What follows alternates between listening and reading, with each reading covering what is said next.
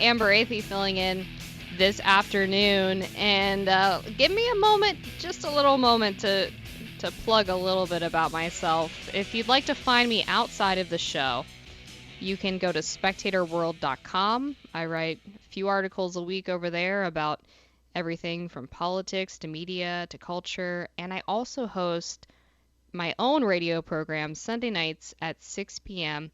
on WCBM. You can find me on Twitter at Amber_Athey, or if you'd like to talk to me right now, you can call in 1-800-922-6680.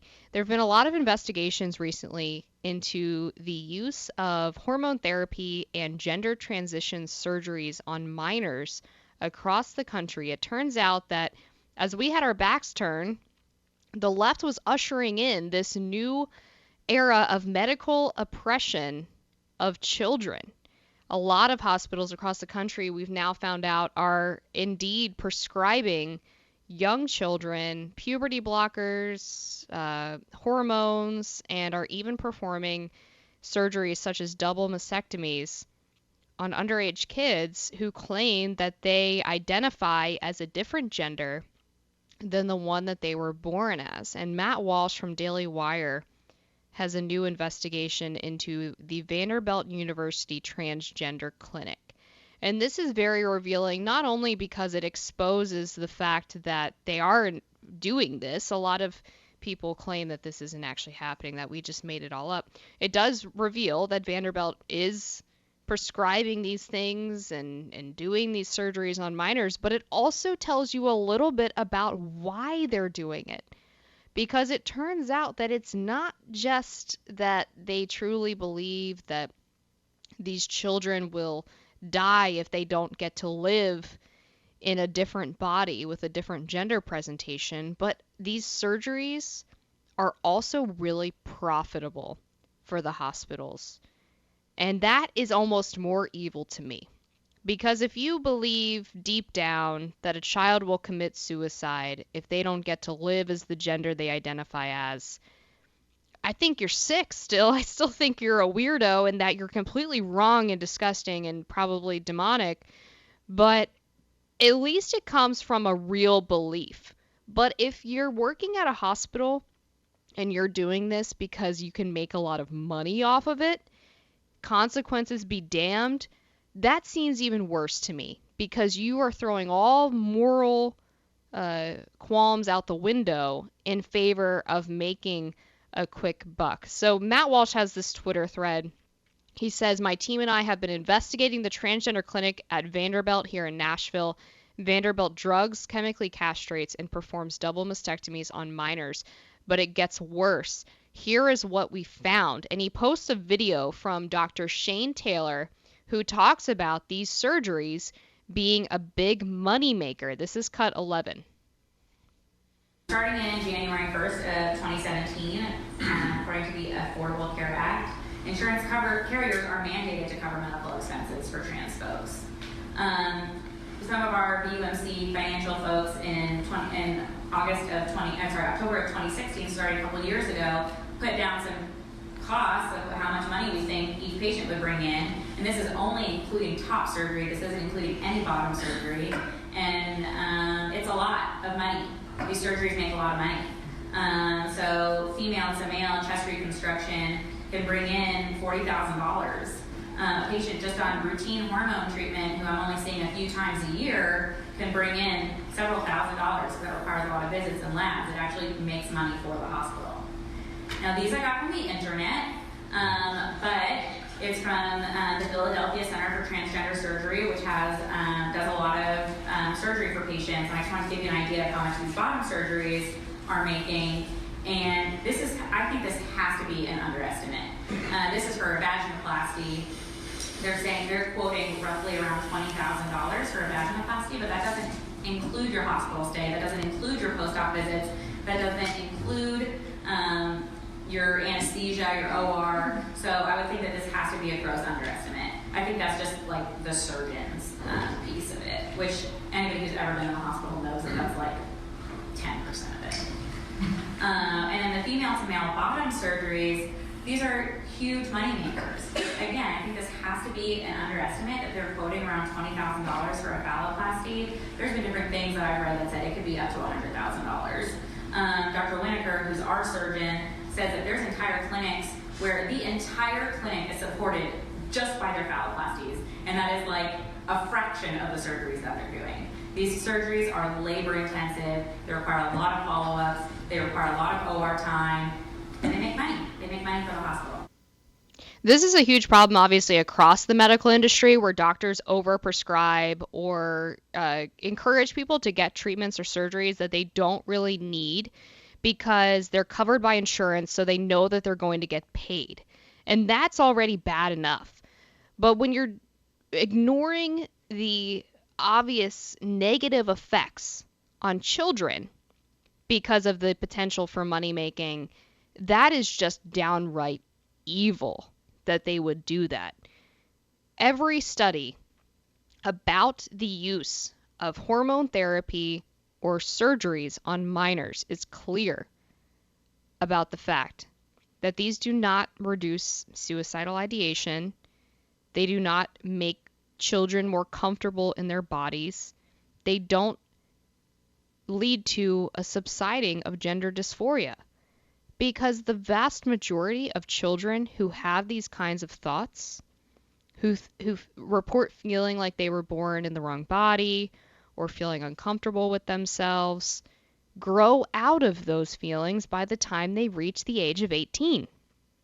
So if you put them through these therapies, these surgeries, you have stolen their childhood and you have created irreversible physical effects from the inability to bear children, developing brittle bones, having effects on brain function, strength, mobility. These children are permanently altered in the name of this woke gender ideology and for hospital profit, even though most of them, without any intervention, will grow up to not have gender dysphoria. Then there's the social contagion aspect of this, where kids are being fed this by teachers. They're being encouraged by peers to identify as one of these new made-up genders the left has created. And a lot of them do this in packs, especially young girls, because they want to feel accepted. And it's no longer cool to just be a cisgender white person who is straight. You end up getting a lot more acceptance from the out group, the minority group, if you take on one of these other accepted identities. Also in the Matt Walsh investigation at Vanderbilt, they talk about being concerned that staff members might not be on board with the idea of giving these surgical and medical interventions to young people struggling with gender dysphoria. And the response to those concerns from Dr. Ellen Clayton is very disturbing. This is cut 12. If you are going to assert conscientious objection, you have to realize that that is problematic. You are doing something to another person, and you are not paying for the cost for your belief. I think that is a real, I think that's a real issue. So, so I think, so yes, Vanderbilt, if someone has a conscientious objection to participating in this sort of surgery, it probably has to accommodate you to the extent that you can find another person who can do your job, who doesn't have an objection, other things of that nature. But I just want you to take home that saying that you're not going to do something because of your conscientious, because of your religious beliefs, is not without consequences, and it should not be without consequences. And I just want to put that out there. We are given enormous. If you don't want to do this kind of work, don't work at Vanderbilt. First of all, do you have to be religious to have an opposition to children having these irreversible medical decisions made on them based on the whims of adults who in quite a few cases are not even their parents. I don't think you have to be religious. I think you just have to have common sense. I think you just have to have a natural feeling of protection towards children, towards minors. You just have to be a humane person who looks at this and sees the stories of people who have detransitioned and say, wait a minute, maybe we should focus on therapy, or maybe we should allow that child to reach the age of maturity before we do something that would alter their life forever. And by the way, no matter how many surgeries you do, no matter how many hormones you take, you will never be the opposite sex. You simply never will. That is one of the biggest lies coming from the left on the gender ideology, is that you can actually change your innate biology, the way that you were born, to present and identify and be, literally be, the other gender. It doesn't work that way. You cannot change that. You might appear more feminine or appear more masculine, but you will never be a man and you will never be a woman. That is the reality of the situation. And look at how they use normal feelings of insecurity among teenagers as a way of targeting them to believe that they're a different gender. Things like, I feel insecure with my body, or I don't really feel like I fit in, or I'm anxious about going through puberty. Those are normal aspects of a human teenage experience. Every teenager has feelings of insecurity. When did those normal feelings become exported into you have to physically alter your body permanently to feel comfortable? We have to be able to teach kids that they can be comfortable with themselves without going through these permanent surgical and hormonal changes that they can never ever come back from. This is one of many investigations, Vanderbilt University, what they're doing to the kids. Unfortunately, this is happening at more hospitals than we even realize. And huge, huge accolades to conservatives who are doing the work to find out who was behind this, who was actually performing these surgeries, and to show them that there will be consequences for the genital mutilation and the chemical castration of our children. I'm Amber Athey, and for Rob Carson.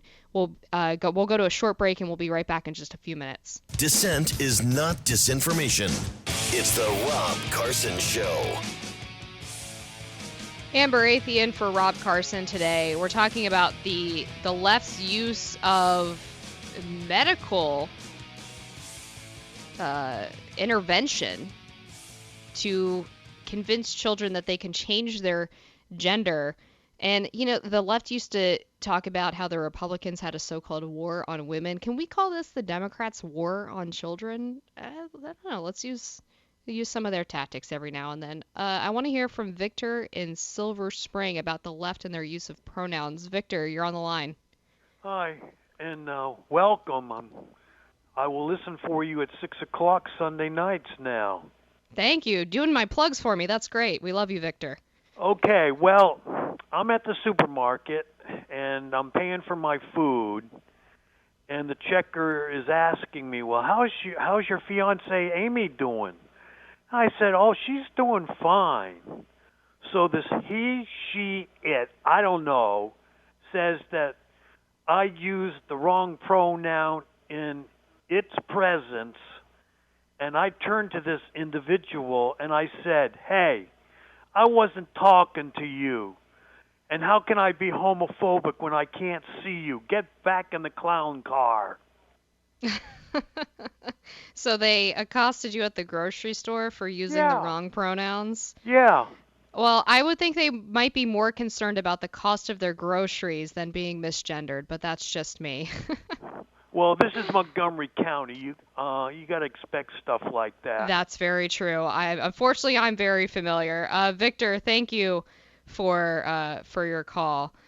And there's more in the medical space regarding how we deal with children who are struggling. And there's a new study about antidepressants, and antidepressants have been prescribed more than ever over the past 10 years. It seems like if you just say you're feeling a little sad, your doctor tries to give you an antidepressant. These are known as SSRIs. They include things like Zoloft and Prozac. But according to Newsweek, which has a new study about this, only about 15% of users of antidepressants derive any more benefit from the drugs than they would a sugar pill. In addition, withdrawal symptoms for long-term users may be more severe than previously thought, sometimes worse than the original disorder. And how many people are on these SSRIs? Almost 26 million people have been taking them for more than 2 years, and 6 million have been on them for a decade or more. And just a couple of weeks ago, the New York Times ran a feature article about how many young people are on these. It is a shocking amount of adolescents who are put on these brain-altering drugs because they simply say that they're having a hard time. There's also little evidence that depression is caused by low serotonin, i.e. a chemical imbalance in the brain.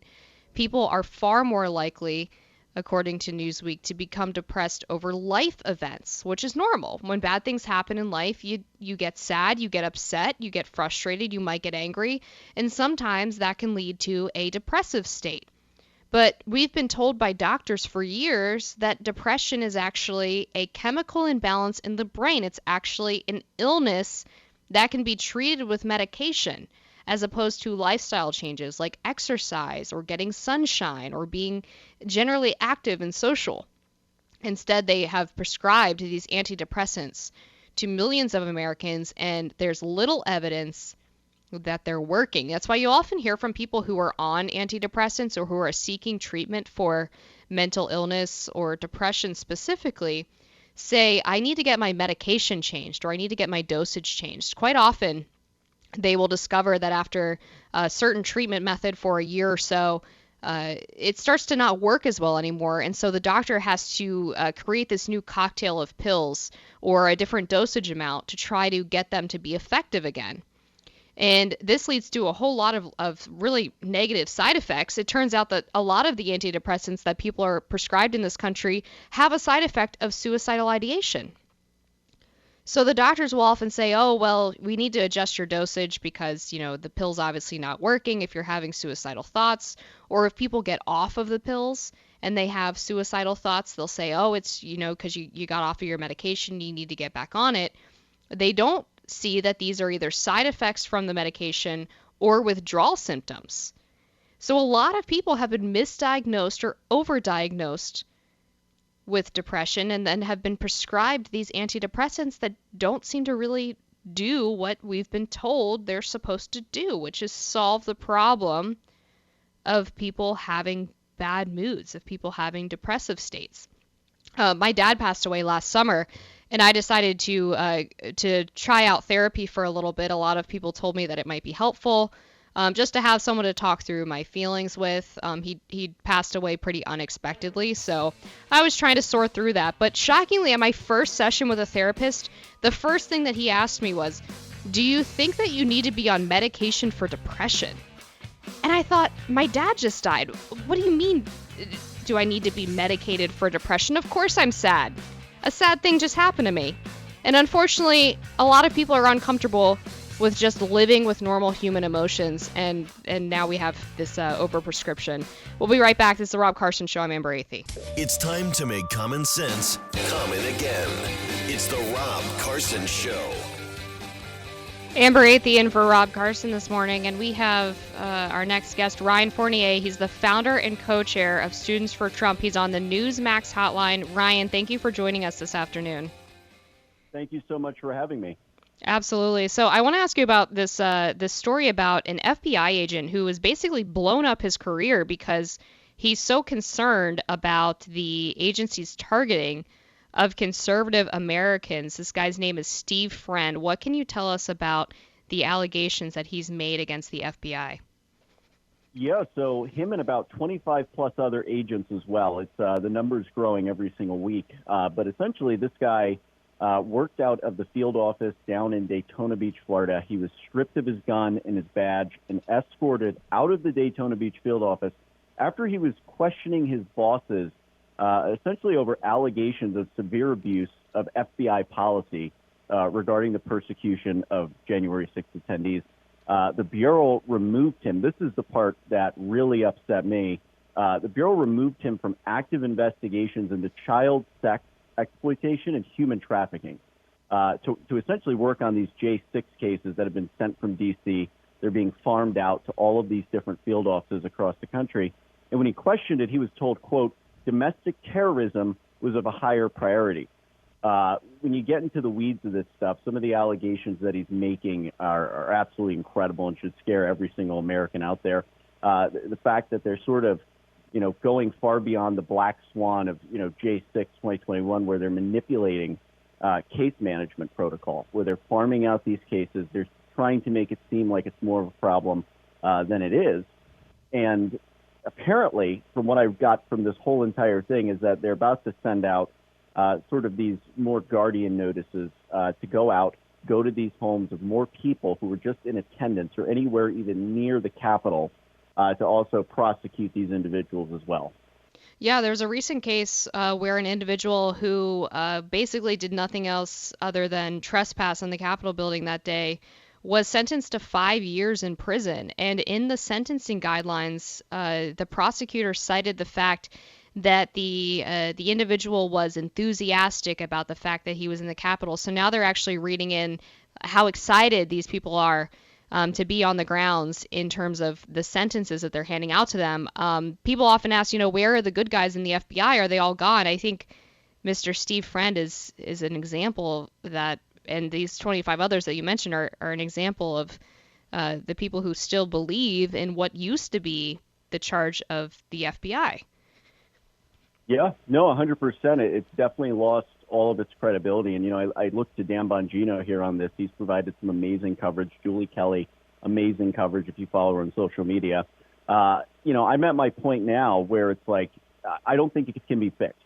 I don't think that the Bureau can be fixed. From what I've been hearing from some inside sources coming from these whistleblowers, is that this is a problem that goes to the highest of echelons in every vertical, every department within the agency. It's become so corrupted, so swampy, that I think the only solution right now, and I think many Americans would agree with me, is defunding and abolishing the FBI and taking core critical pieces and bringing them to other entities within the government. At this point, the FBI is just unfixable, in my view. Yeah, I mean, I think there's definitely a case to be made for that. And, the other part of these allegations that you pointed out is the FBI is redirecting resources. They have a finite amount of resources. So if they're focused on things like January 6th or going after school board parents or raiding the Mar-a-Lago resort in search of presidential records, what are they not focusing on? In this case, with this particular whistleblower, it was child sex abuse cases. And it makes you wonder, what else are they missing because of this myopic focus on criminalizing the American right? Right. And one other fact that people, I don't think it's been really widely reported on. I mean, this story itself, the media does not want to talk about, but they basically post facto designated a grass area outside of the Capitol as a restricted zone. So even if you were on the grass, now they're saying that this is within the net of prosecution. You can be prosecuted for being on that grass. Another critical thing here, which is a clear violation of FBI policy, is he was listed as a lead agent on these cases that were farmed from the D.C. headquarters out to all of these different field offices. He was listed as the lead agent, and he never investigated these cases, never had any interest, and his supervisors hadn't even signed off on any of this. So no one knew what was going on. They were just getting these things thrown on their desk and say, have at it. And when he questioned all this, got up to the top, got up to his bosses, he wanted to be sort of a conscientious objector. That's when they stripped him of his gun and his badge, walked him out of the building like he was a criminal. And I believe this past Wednesday, he just officially became a whistleblower and now is working with the Senate. So I have to commend him. I have to commend all of the good FBI agents that are standing up for the Constitution, standing up for the oath that they took when they became a federal agent. and sort of, steam pressing the system and fighting back against it, because it takes, a lot of cojones, in my opinion, to do what they're doing. So amen, and, bravo to these guys. Yes, that is incredibly courageous and brave what they're doing. I mean, to basically throw away your entire career for the sake of what's right. And by the way, Ryan, I don't know if I missed it, but I haven't seen any update on who the alleged bomber was that was trying to go after the RNC and the DNC on January 6th. Has there been any update on who that individual is or where they might be? That story has been buried beyond belief. Same thing with the person who leaked the Roe v. Wade decision. I believe the FBI got involved with that too. Still have not heard anything on any of these cases.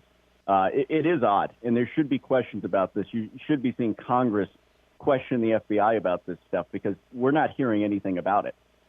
Right. I certainly hope if the Republicans take back the House, that they will launch investigations into all of this and hopefully uncover some of what Americans really want to know about these various cases. Speaking of which, while I have you, I want to get your thoughts on the House Republicans' plan that they unveiled this morning. If they are to take back control of Congress after the midterms, it's called the Commitment to America. And they talk about a number of things, from immigration enforcement to protecting parents' rights in schools, and just wanted to get your take on that plan that they've released, and if you think if there's anything missing from it, if it goes far enough. What are your thoughts? No, I think it's a really good outline. I was surprised that, McCarthy was proposing this. Me too. At one point, I agree with Matt Gaetz on the fact of, he kind of said, this 200,000 more police officers, where they essentially want to subsidize it at the federal level. I do not agree with that. The more federal government intervention in state and local law enforcement issues, it just gets muddled, and there's really no feasible way for us to even do it on the federal level. I don't agree with that point. I think it should be striped away. But, when you look at this, these are things actually, Americans care about. These are things that affect everyday life, like fighting inflation. Instead of attacking Donald Trump every single day of the week and having, these speeches, these demonic speeches that Biden has been giving, where he's essentially labeling us all as terrorists, enemies of the state. Instead of that, maybe we should be focusing on, lowering gas prices, without just, going to our strategic oil reserve to temporarily inflate the numbers, right? Work on lowering the price of food, electricity. All of this stuff is going up. Amber, I know you've seen this. Everything on the wall, it's very clear writing. We're going into a recession. Whether these guys will admit it or not, we're going into a recession, and people want answers. They want action. They do not want this, sort of circle diatribe that you see going on, where it's like everything is just an attack. There's no action. Congress is doing nothing. So I think we have the mandate here. If we go in and we don't have another 2017 like we did, after Trump was elected, where, they failed on health care, they failed on the border, they failed on so many things why we lost the midterms. If they go in and they actually do something and do their work, they investigate Hunter Biden, they work on controlling inflation, they go after all of these things that they say they're going to do, then we will have no problem in 2024. No problem. Yeah, I completely agree. And look, the midterm predictions, the polls now are showing that these swing state races, particularly in the Senate, in Arizona, Georgia, Pennsylvania, they're tightening a lot. So, fingers crossed it all goes the Republican way, and that they actually take care to use the power that they're given if they do take the majority. I've got to run. Ryan Fournier, founder and co-chair of Students for Trump, thank you so much for joining us on the Newsmax hotline. Great. Thank you so much for having me. You bet. All right, and we'll be right back. This is the Rob Carson Show with Amber Athey. It's the Rob Carson Show. Amber Athey in for Rob Carson. I'm the Washington editor for The Spectator and the host of Unfit to Print, Sunday nights at 6 p.m. on WCBM. Wokeness has infected pretty much every major American institution, from higher education to Hollywood to corporate businesses, corporations, to public schools, and even the military. The military has become awash in wokeness. For those of you members of the military and veterans out there, there's probably a good Air Force joke to be made here, but I'll leave that to you. The Air Force Academy is now promoting a fellowship that bans cisgender men, telling them this program isn't for you. Eligible applicants for the program it's a fellowship program it's called the Brooke Owens Fellowship. The applicants must be, quote, cisgender women, transgender women, non-binary, agender, bigender, two-spirit, demigender, gender fluid, or gender queer. If you're in the same boat as me and don't know what half of these things mean, I'm sorry, but I cannot help you. It would take me a lot of time and research to figure out what any of these nonsense words are supposed to mean to the left. But how disturbing that the Air Force Academy is buying in to these ridiculous made-up genders from the left. The application states if you are a cisgender man, this program isn't for you, but we encourage you to check out our spin-off programs, the Patty Grace Smith Fellowship and Matthew Isaacowicz Fellowship Program. So basically anyone but a cisgender man is allowed to apply for this fellowship. So at that point, can you even claim that it's really a fellowship for gender minorities if you're including all of these genders but men? These attempts at inclusivity from the left always end up being pretty exclusive, it turns out. This is a 9-week paid internship at a leading aerospace company. It says any undergraduate who is a woman or gender minority is welcome to apply. Again, the fellowship says that cisgender women, transgender women, non-binary, agender, bigender, two-spirit, demigender, gender fluid, or gender queer individuals are allowed to apply for this Air Force Fellowship. Again, the call-in number for the show is 1-800-922-6680. If you're a member of the military or a military veteran, what do you think about the Air Force Academy adopting the left's bizarre gender ideology?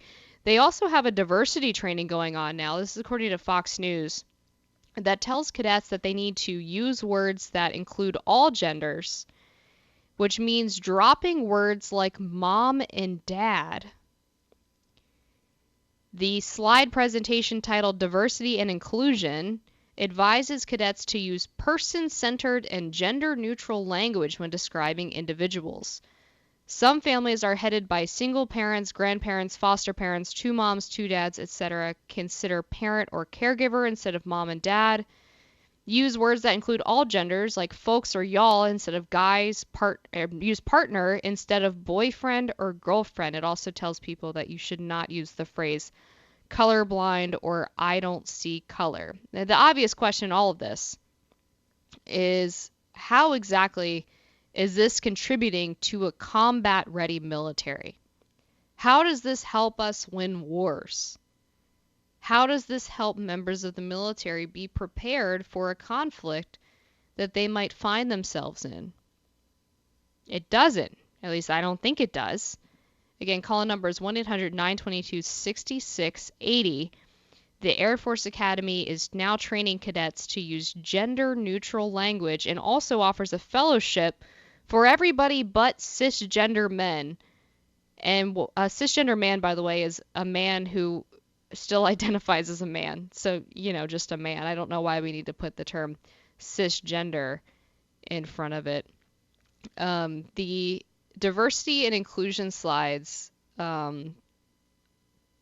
it's just wokeness gone wrong, wokeness gone awry. And unfortunately, this is happening across the military. Back when Trump was in office, he instituted what many people refer to as the transgender troop ban. But the reality was that he thought that people who were undergoing things like hormone therapy or gender transition surgeries should have to be granted a special exemption to prove that they are combat ready. Because believe it or not, when you're undergoing severe medical interventions, that might affect your ability to be able to participate in the highly physical act of engaging in combat or engaging in war, skirmishes, or what have you. So he thought that they should have to get a special medical sign-off. It didn't ban transgender people from serving in the military. It simply said, we want to make sure that if you're undergoing medical treatment for your alleged gender dysphoria, then we need to have a doctor sign off to make sure that you are physically prepared for everything the military entails. but the left went off on Trump. They said it was a transgender ban. Now you actually see leadership in the military adopting these bizarre phrases and ideologies from the left. For example, General Mark Milley, who was the head of the Joint Chiefs of Staff, was in a CNN interview where he actually used the term white rage to describe the way that white people react to injustices. And you see other members of leadership who oppose the woke takeover of the military actually being pushed out of their positions or being demoted for speaking out against everything that's happening. So the Air Force Academy having these diversity trainings where they tell people to use gender neutral language, having the fellowship where they tell people that they are only allowed to apply if they're not a cisgender male is nothing new. And it's going to continue probably unless more members of the military continue to speak out, particularly ones in leadership. And if Republicans take back a majority in the House, hopefully there can be some kind of legislative effort to root out this toxic cancer. Because if we get into any wars anytime soon, I worry about our ability to be victorious when we seem to be focused on all of the wrong things. This is the Rob Carson Show. I'm Amber Athey, filling in for Rob. We'll be back after a quick break. It is indeed the Rob Carson Show, but Rob is not here this afternoon. I'm Amber Athey, filling in for Rob.